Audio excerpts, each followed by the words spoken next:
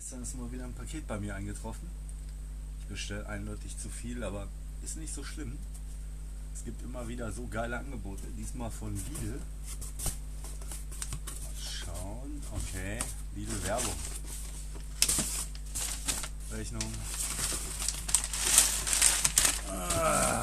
So, was haben wir hier denn? 1, 2, 3. Dreimal Powerfix Profi USB, also Steckdosen mit USB. Dann haben wir hier, zack, das ist nochmal eingepackt. Wie wertvoll. Bam. Steckdose mit 2 USB-Ports. Bis jetzt habe ich immer nur die aus China gesehen und habe schon überlegt, holst du die mal.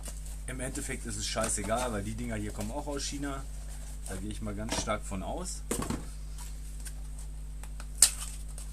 Aber so hat man sie wenigstens bei Lidl gekauft und kann sagen, naja, TÜV-Prüfzeichen ist drauf. Falls mal was sein sollte damit, dann ist man wenigstens versicherungstechnisch nicht immer ganz auf der sicheren Seite. Aber schon wesentlich mehr, als wenn man die Dinge aus China kauft. Gleichzeitiges Laden von 2 USB-Verbrauchern und Nutzen der Steckdose. USB-Ausgangsstrom insgesamt 2,1 Ampere. Okay. Zack.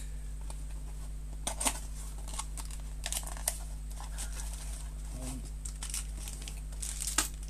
hier ist das Ding. Kann man sehen? Sieht gut aus. Ja. TÜV-Zeichen hinten drauf. Made in wo auch immer. Steht nichts drauf, ist klar.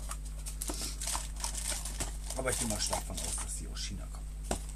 Ich sag mal, für 7,99 € im Angebot sind die vollkommen okay. Ich wünsche euch noch einen schönen Tag.